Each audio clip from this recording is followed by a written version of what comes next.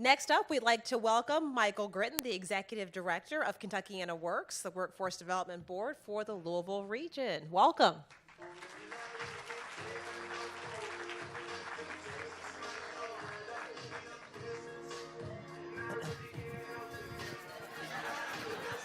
I love it. That's good.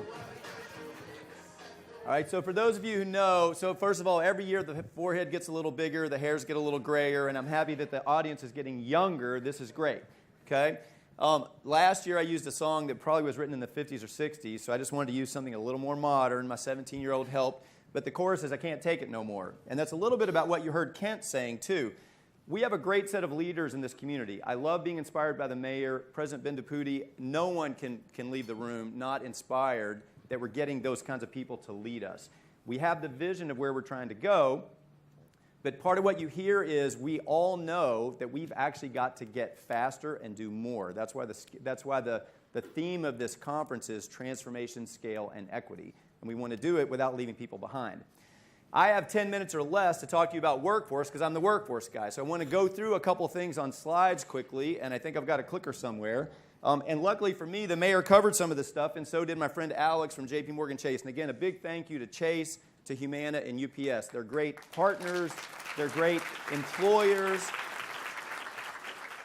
I could spend 10 minutes talking to you about any of these programs. We run lots of awesome programs, but I don't have that much time, right? But what I want you to know is last year alone, we had almost 2,000 people get jobs through the various programs that we run, and the payroll impact in 1 year was $61 million. If you take all those people and multiply what they were making by the working across a year, and that doesn't count the SummerWorks kids. So we know how to do workforce development. So don't let anybody walk out of here thinking, oh man, I wish we knew how to do this stuff. We know how to do it, right? Code Louisville alone, 300 plus people. The mayor is right. We've won national recognition for this. Remember when the President Obama came a couple years ago? This was what he came to celebrate. There's no place else in the country that's figuring out how to do this faster or better than Code Louisville. We know how to do this stuff at scale. 150 companies, including some in this room, have hired Code Louisville graduates. 20% of El Toro's software development team are Code Louisville alumni. This is one of the fastest growing tech companies in the whole region, right? And the new starting class in January will be one of the biggest ever, over 350 people. When you look at these photos, the classrooms are packed and 1,000 people are on the waiting list. We know how to do this stuff, right? The mayor's talked to you about 6,200 kids working in SummerWorks this summer. 1,000 of those kids were directly placed by KentuckianaWorks' team, our youth build partners, right? We love this stuff. We know how to do it, right? It's not that we don't know how to do it, and remember, you're going to hear at one of the breakouts more about SummerWorks and the academies, and Alex was very articulate about, even from a big company like JPMorgan Chase, they can see something special happening in what we're building in a talent development system. So it's not like we don't know how to do this kind of stuff. We run a program called Reimage, right, that is working with kids that have stumbled into the court system and need a little help and support. We just got a draft report this week from the American Institute of Research that has research backing to show this program is producing real outcomes. And one of the ways it does is it demonstrates that if you mentor a young person, just become a caring adult in their life, right? I used to come to these things 3 years ago, and I was encouraging you to mentor, but I wasn't doing anything, right? So I'm like, you know what? That's Troy McLemore. That's my mentee. I love this kid. We've been hanging out for 3.5, 4 years together now, right? We're going to give you lots of opportunities during the day to say, here's a way that I'm going to do something more. And because I recognize a lot of you, I actually know you're already doing a lot. So the other thing we're going to say is, if you're already doing it, then leave this room and recruit somebody else to do something. Because basically, we've got to move faster. That's the thing that we know. Now, one of the things is, Gritton, if you know so much about workforce development and how to do it, why haven't you solved all these problems already? You've been running KentuckianaWorks for 16 years.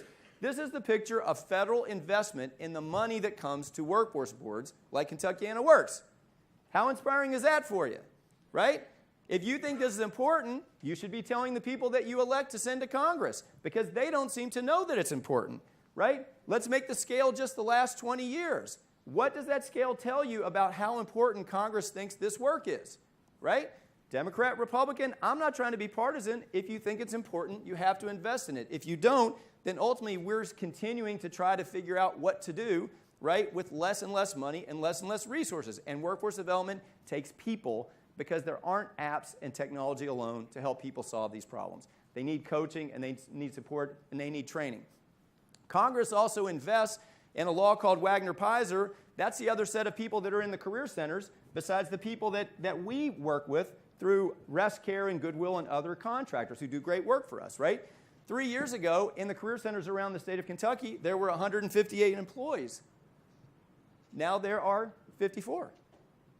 We used to have 40 career centers around the state. Now we have 12, right? In our region alone, there's only one that the state has an employee in.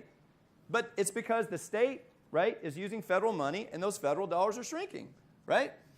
Now, there are states, Democrat and Republican-led, who have figured out, you know what, we're going to stop waiting for Congress to fund this stuff. Why did we assume that this is a federal thing? If we think workforce development is important, we're going to invest in it, right? So you see Washington State, Texas, Massachusetts are all spending money on workforce development because they think it's important. Now take a look at this slide.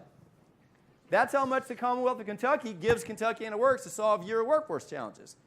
Do you know what that number's been for all 16 years that I've run KentuckianaWorks? 0.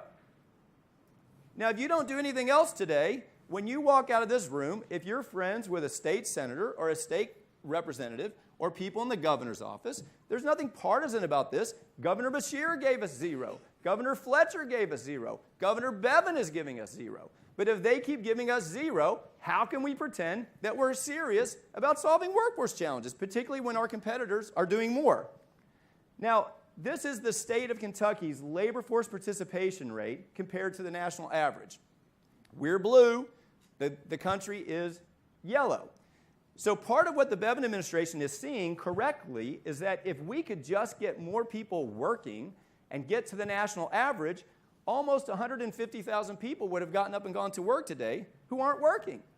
So we commend them for trying to encourage ways for people to get back to work, right? But if they're going to give us 0 money to train them or count on Mitch McConnell to send it to us, that may not be a very good strategy. So part of what we want you to do is think about how to become an advocate for this kind of stuff. The state is going to try to make changes to the unemployment insurance system and shorten the time that you can get unemployment benefits. That's one thing that's going to come up this year. You all know that they're leading the country in trying to make changes to Medicaid, and they're going to start requiring either work or community service or job training. That's what Kentucky Health is going to be about. It's controversial, but we're going to be working with them because they're going to send thousands of people in our region to the community, to the career centers, and ask us to help them get a job. And all of you who are employers have jobs. But what we know when we serve those folks is there's sometimes a gap between what they can do and what you're looking for. And somebody's got to give us money to train them and to coach them in order to get them there.